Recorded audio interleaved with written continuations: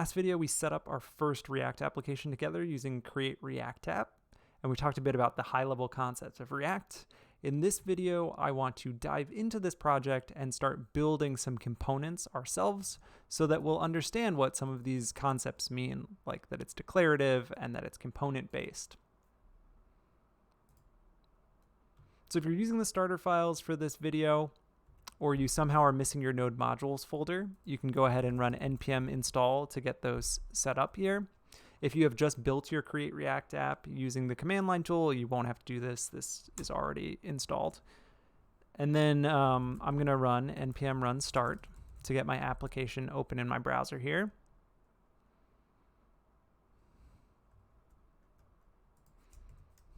And if I make changes like we saw, save it, those will show up in our browser. So what I'm going to do here, I'm going to temporarily break things and then we'll fix them. So what I want to do is just focus in on the index.js file, throw out everything else that's in this source folder here. So I'm just holding control and clicking on all of them, and then I can delete them. And you can see as soon as I do that, our application breaks, so it failed to compile here. And that's because our index is relying on files that it thought were there, or that were there previously and are no longer there. So what I'm also going to do is just delete everything from index, and we'll see that error message go away, compiled successfully. So as you're working in React, it's really good to keep your terminal window open or check it at regular intervals to make sure that you don't have compile errors. And if I refresh my browser now, we'll see a blank screen, nothing there. So let's start rebuilding index.js together. So we need to import two things. We need to import React from React, and we need to import React DOM from React DOM. Now, when we've imported things previously, we've been importing them from a relative path. So we'd say something like import trivia items from /trivia items.js. And if we specify something like // or // we are telling the bundler that we're using here that we're looking for a local file. When we don't, like we're doing here, we're actually signaling that we're looking for a dependency. So an external dependency that's been installed that's in our node modules folder. And we can see those dependencies listed in our package.json. So when we import React, we're getting a version that matches this. And when we import React DOM, we're getting a version that matches this. So once we've got that, we can use React DOM to render. So this is one of the main APIs from React DOM. It allows us to put something onto the page. DOM is document object model, so it's talking about the representation of the browser has of the elements that are on the page. So we could go ahead and throw like an H1 that says hi onto the page, and we have to say where we want to put it onto the page. So we're going to say document query selector #root. And then you may wonder, well, where does this ID of root come from? And that's in our public folder. So some of the scaffold here is that we have an index.html, which has some meta information in our head. It has the title, and then it has a div with an ID of root here. So this is where we are mounting our component. So this is where we're putting our H1 into this div. So if I save it, compile successfully, flip back to my browser here, refresh the page, I can see hi printing out. And don't worry that this isn't live reloading. When we start creating some other files, it will kick in. So I can put whatever I want here, throw a little party icon, refresh it, you can see that emoji showing up on the page. We could put a main element and then put our H1 in there and put a paragraph. Give it a save. Prettier is kicking in on my JavaScript file here. So remember, If you don't have that set up, go to Format. Open your command palette, Control-Shift-P, Format Document With, configure your default formatter, and choose Prettier, and then it'll match my setup here. So I can put multiple elements on the page. You can see, hi, our first React app showing up. So this is JSX. This is us in a JavaScript file being able to express the markup of our page.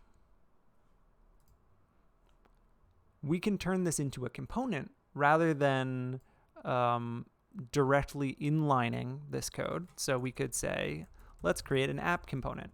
And this is going to be common for us to do, to have an app component that sort of wraps up everything that we want to put onto the page. So a component, there are a couple ways to write components. There are class components and there are function components. We're going to stick with the functional style in this class. So, or I should say, in this course, we're going to stick with the functional style.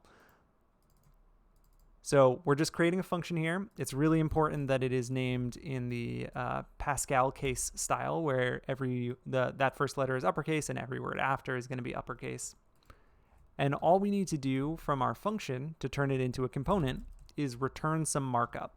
So here I can grab my code, paste it in here, and I'm using parentheses just to group all of this as a return. And then what I can do here when I go to render is actually treat the app as if it is an HTML component or an HTML element. So we've made a custom element here, which is a component. And let's say components should be named as Pascal case. So if I flip back, we can still see that printing out. So let's make sure it works with doing something new here. Throw a different emoji on the page, save it, and we should see it printing out.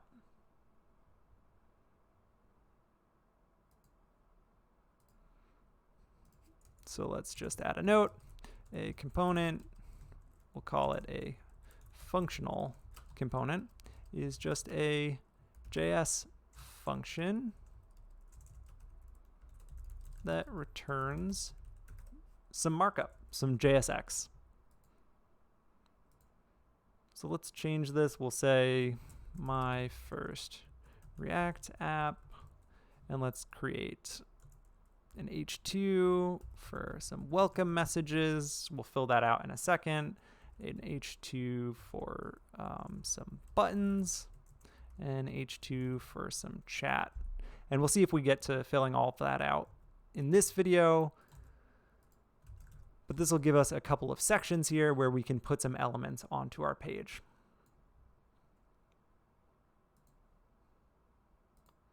And if we want to put some comments into our file, it's fine as long as you are not writing JSX. So as long as we're not in this markup section of the file to do normal JS comments like our 2 slashes. But as soon as we are in this syntax, JSX is a little bit different. So comments here, if I put one in using Control// have this funky syntax of starting with curly brackets, closing curly brackets, and then inside of it we're putting a multi-line comment. So I'm going to just add a to-do note here and do the same thing for each of these. So we'll fill those out soon. I'm going to hide my terminal and I'll pull it up as needed if something goes wrong, like if I make an error, like if I forget one of these greater than, less than signs, I'll see an error in my browser, which is telling me, hey, you forgot a closing tag for the H2. Then I'll open up my terminal here and it'll also give me an error so that I can figure out where that's happening and fix it. Now it goes away. So we've got our first component, and actually I want to do something here. Instead of rendering our app directly, we're going to use react.strict mode, and we're going to put our app inside of that. And with our app, if there's no content that goes inside of the app, I can just use a self-closing tag here. So React strict mode is going to help catch some errors and warn us about things that if we didn't have our application wrapped in that, we wouldn't see. So this should be working. Let's create a reusable component, and this will introduce a few fundamental concepts. So let's create a welcome message component, and we'll have it return maybe just a paragraph that says welcome. And we can get rid of our to-do note and use our welcome message. So this, when I put it on the page, this is another custom component. We can use it inside of our JSX when we are returning some markup from the app. That will just go ahead currently and just put a paragraph on the page. So we can see welcome. If I copy and paste this multiple times, we'll see welcome show up multiple times here.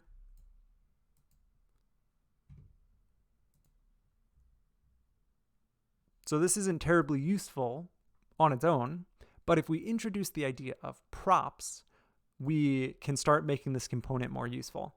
Like, let's say we want to be able to reuse it and have a name that prints out. So it says like, welcome Mike, or welcome Callie. The way that we do this is I'm going to create an input for this function. So this function takes in one parameter. It's an object called props. And then over here, I can pass things into the props by using a syntax that's going to be very similar to when we created attributes in our HTML. So here I can say name equals Mike, and we'll say name equals Callie. And then into our code, you know what? Let's just print out props so that we can see it. Console log props.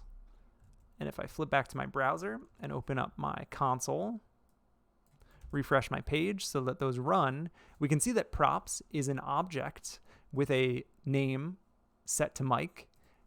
And the second time it runs for the second welcome message is name set to Callie.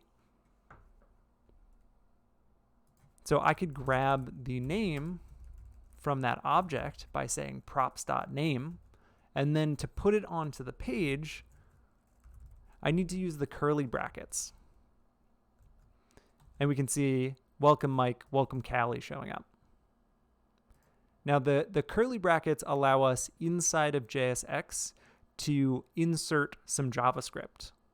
So here, if I were to do this without those brackets, we are specifying the letters NAME should show up in our paragraph. So welcome name. But when we want to dynamically insert some JavaScript, we go ahead and use the curly brackets inside of our markup. So inside of JSX allows us to insert JavaScript. Technically, this would be insert a JavaScript expression. More on that later. And let's also say components can take inputs in the form of props or properties.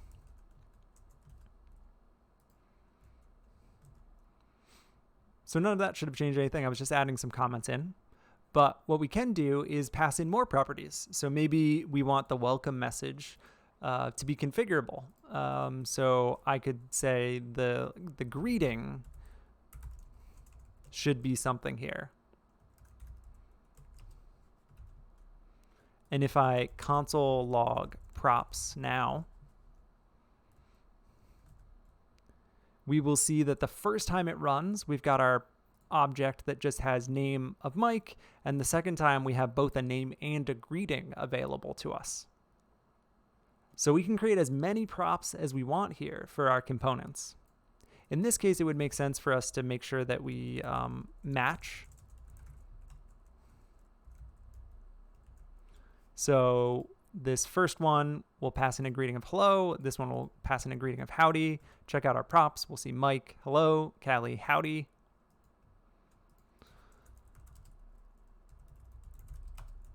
So I can pull this out from my props object, and then instead of welcome, say greeting.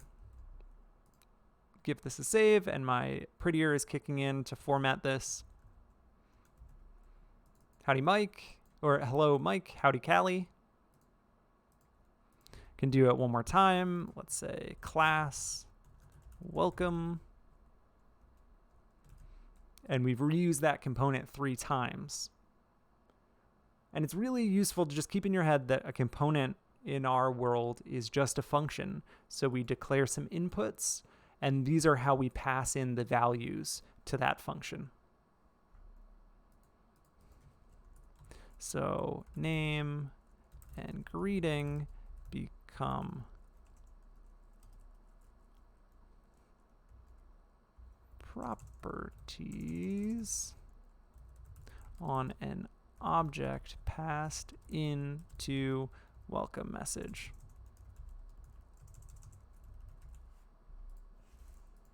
So I'm just going to add some space here between these sections. And again, all I did here was add comments, so nothing should have changed on my page. Now, what happens if you forget a property? So if for class, this last one, I forgot to specify the greeting. Well, this is going to function just like JavaScript. So this props object, when we call it with just a name of class, is only going to have a name. So when we try and read something in, like greeting from this object, we're going to get undefined. So if we look at our page, it'll be undefined class. And in this case, the React renderer is smart enough to be like, well, they didn't mean to put undefined here, so I'm just not going to put anything on the page. So you want to make sure that you are specifying all the properties that you need here. So you're giving specific values, and that matches up with what you've defined here. And when you have multiple properties like this, one common pattern is to use destructuring, which we saw in our quiz game. So instead of saying on 2 separate lines, create a name variable equal to props.name, greeting equal to props.greeting, we can just do that in 1 line. And again, nothing should change here. Nothing should break because these two lines are equivalent to this line. So one of the nice things about the fact that we are in JavaScript here is that we can start splitting our components into separate files and importing and exporting them so that we don't have to just put everything all in one file. So what I'm going to do here is into my source folder, I am going to create a new folder called, let's call it demos. I'm going to create a new file called welcome message.js, and my casing that I'm going to use here for files, all lowercase with dashes between them, or kebab case. And that's because it makes life a little bit easier when you go cross-platform to make sure that you're not relying on case sensitivity for your file names. And spaces, as we talked about before, are kind of painful, so we're going to avoid those. So all I have to do is grab my welcome message component, drop it into my file here, make sure that I export it. And remember, if you're exporting one thing, we'll kind of reach for export default. So this is saying we're creating this function here, and then we're making it available to anyone who imports this file. Back here, if I save it, crashes because it doesn't know what welcome message is, but we can fix that by just importing welcome message from demos welcome message. And now in our create React app setup, we don't have to say welcome message.js. We can just say welcome message. And now it's working again. And we can also start splitting up some of our styling. So if we want to introduce some styling that goes along with welcome message, I can just create a welcome message.css file, create a class welcome message here.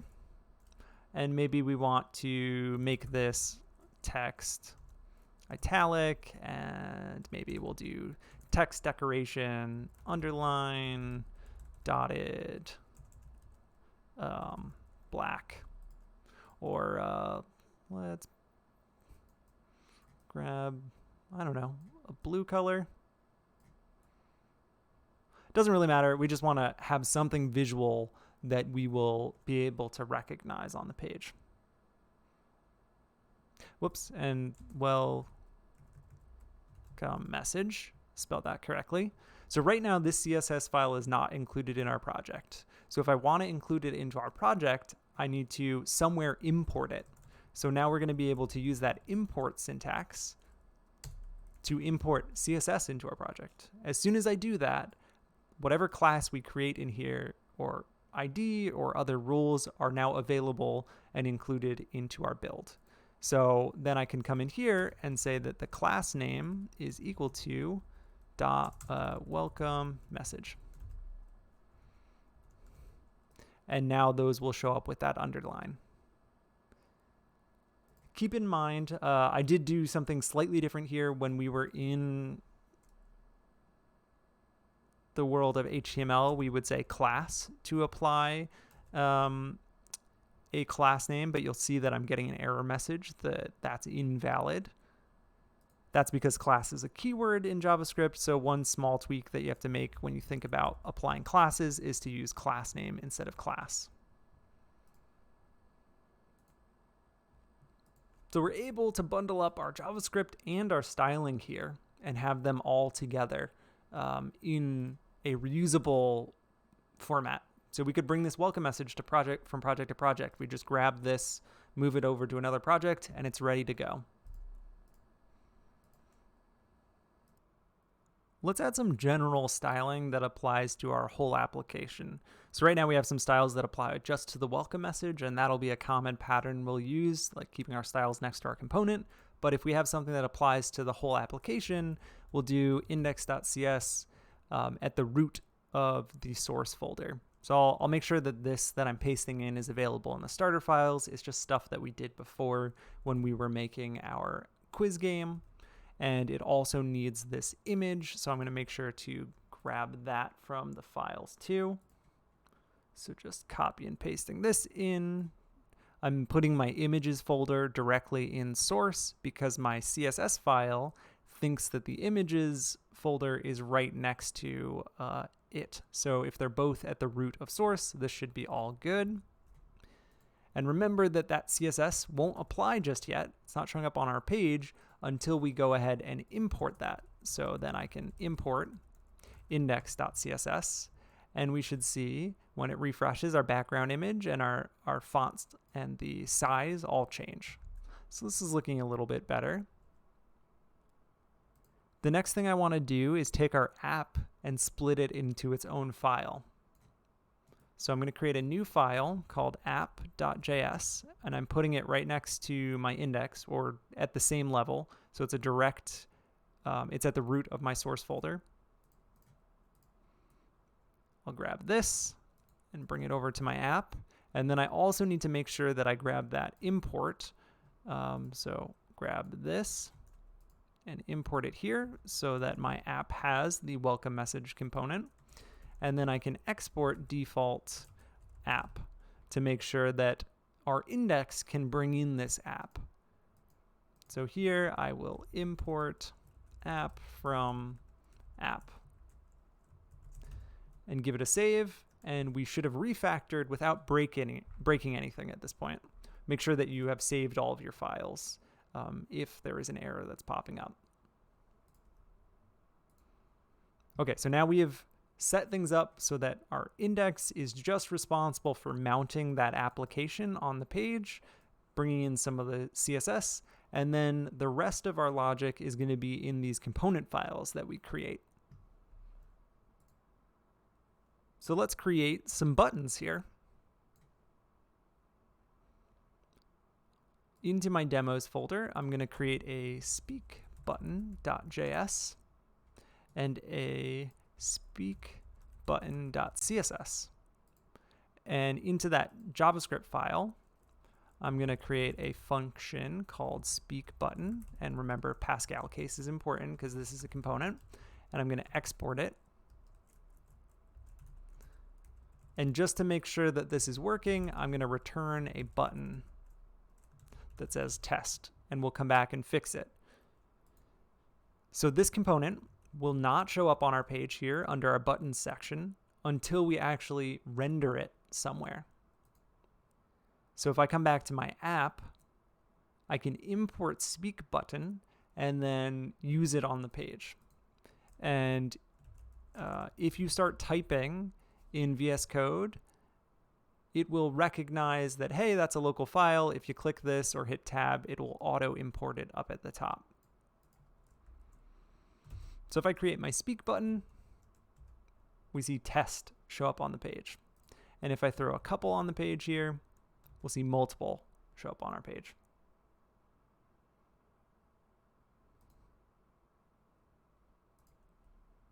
And let's give it a little bit of CSS. So I'll make sure that you can grab this from the starter files. This just gives us a little bit of styling for the button, so it looks slightly more pleasant. And it uses a class called speak-button. So here I will import our speak button CSS and then apply it using class name speak button. And if we check it out, we should have slightly better looking buttons showing up on our page. So what I want this button to do is take in some props.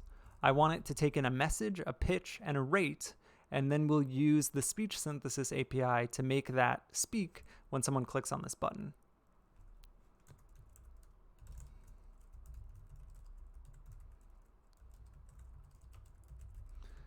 So when I do this, I am expecting message, pitch, rate to be supplied to me from our application where we use this function.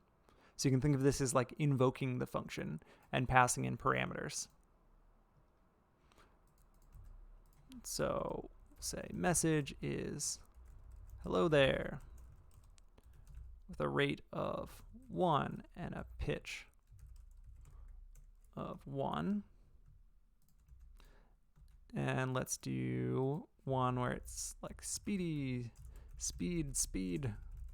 And we'll make this one go a bit faster and a little higher pitched. One thing you'll note is that I used brackets here to pass in not a string for the value of this prop, but a value, a number.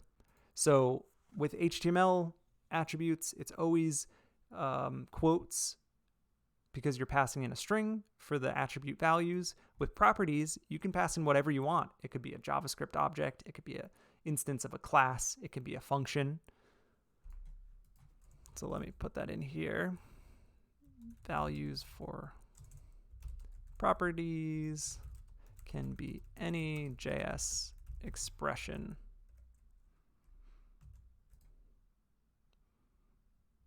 So I want to make sure that I'm passing in the right values, or that I'm passing in values here for these props.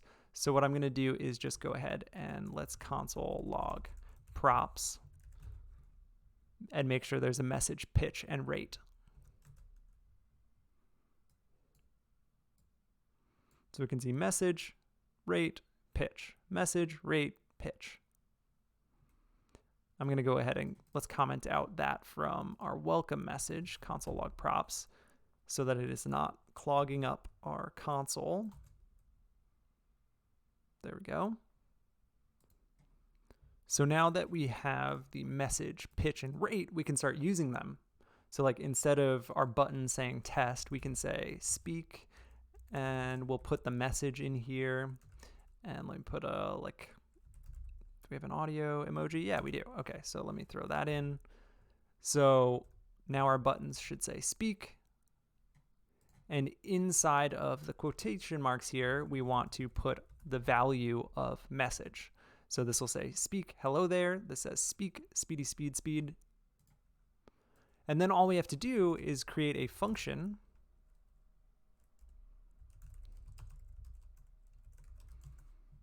called speak that runs when our button is clicked. So the way that we did this in JavaScript land was we got a reference to this element, and then we said add event listener, and we gave it a function to run anytime this was clicked. Here, we just say on click equals, and in curly brackets, we pass in our speak function. So I can just alert the message here and make sure that it works. So if I click on this, I should see hello there. Good. Speedy speed speed. Good. So instead of alerting this message, we just do what we did in our previous video. So I'm going to run through this pretty quickly. We use the speech synthesis API to cancel any existing speech. We create a new utterance. Speech synthesis utterance. We pass in our message, and then we were able to configure the pitch. And we can configure the rate using our rate property. And then last, we talked to the speech synthesis API and said speak utterance. So we did this in the about video before. This is a new API in the browsers. So if you're in Chrome on a desktop machine, it should probably work to speak out whatever we give it here.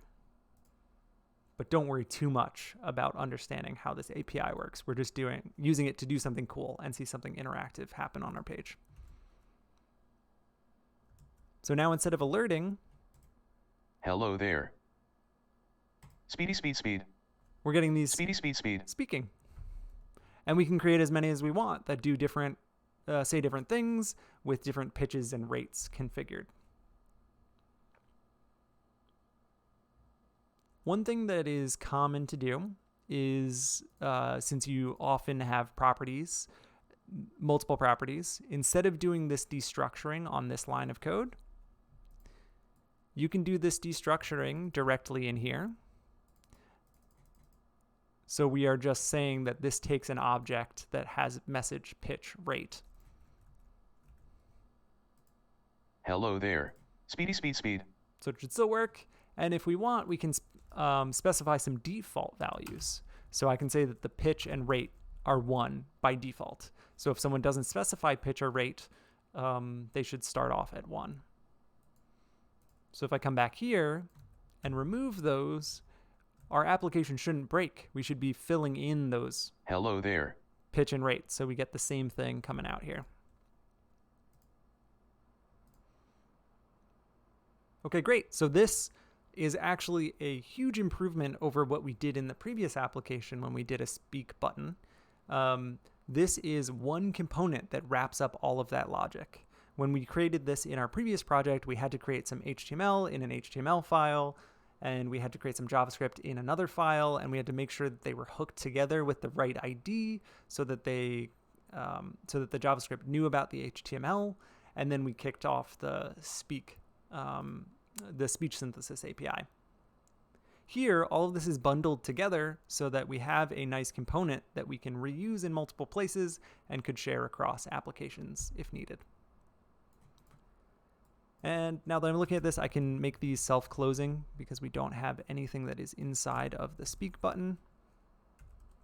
We will later see elements that accept content inside of them. For now, I'm just going to do this to tidy up our markup here, get rid of this to-do note. And let me go back to speak button and say we can destructure the props directly in the parameter and provide default values.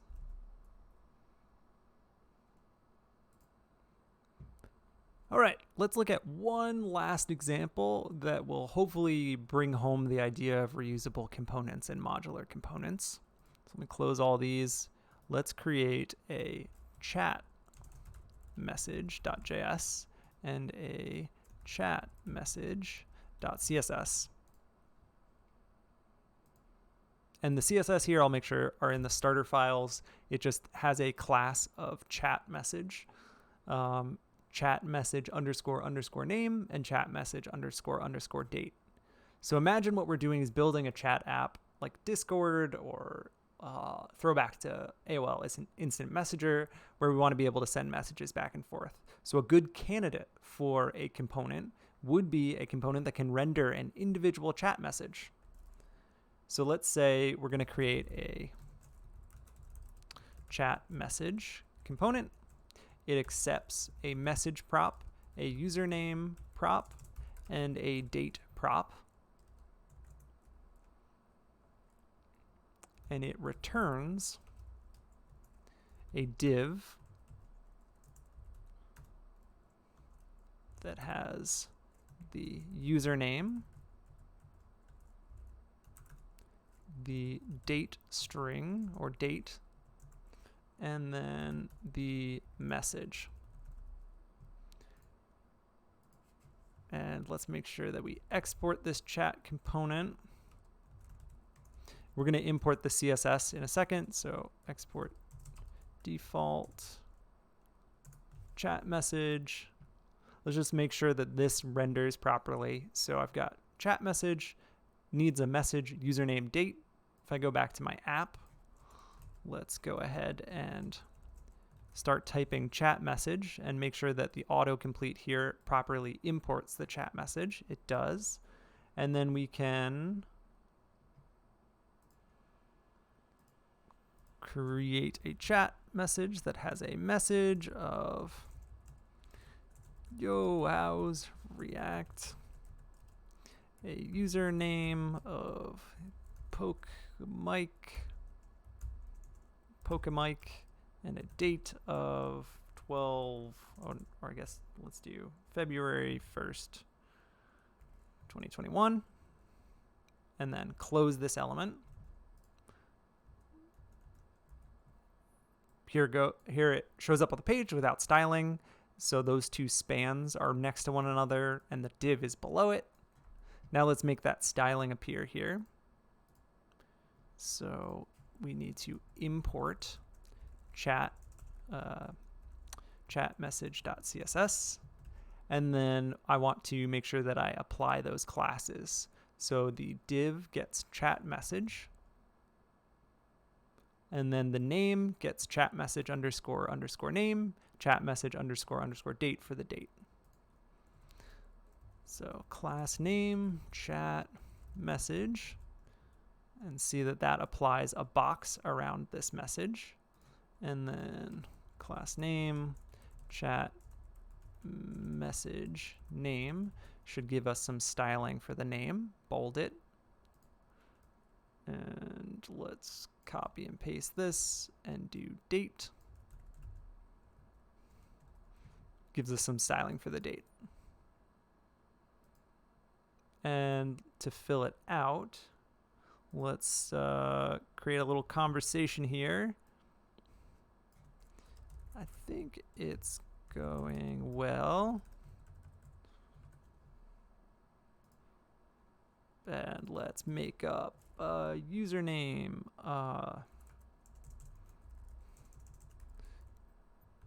CaliCats2000. Let's have it respond to the next day. And our styling's kicking in to kind of like offset them left and right. And to entertain myself, let's put a pun in here.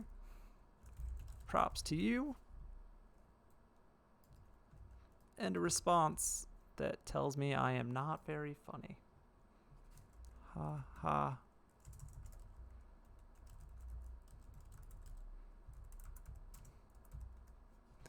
And we'll have that be on the 4th.